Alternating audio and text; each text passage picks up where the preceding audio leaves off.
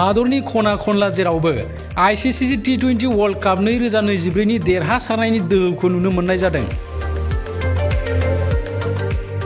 थांनाय मैयासो जालांनाय ICC T20 World Cup गेलेनायाव नारा-नाथा जुजिनायजों भारतनि क्रिकेट गेलेग्रा हानजाया खोला आफ्रिकाखौ 7 राननि फारागथियाव फेजेननानै हादरनि थाखाय मुलुगनां थाखोनि देरहानायनि ट्रफिखौ आवग्रिनो हायो।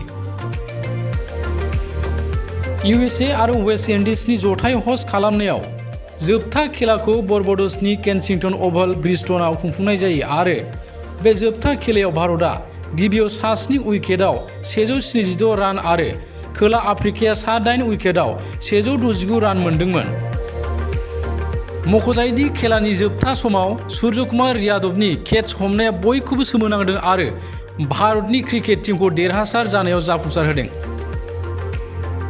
बे ICC T20 वर्ल्ड कापनि बे जोबथा खेलानिफ्राय रोहित शर्मा आरो विराट कोहलीआ आजिरा लानायनि खोथाखौबो फोरमायथियो।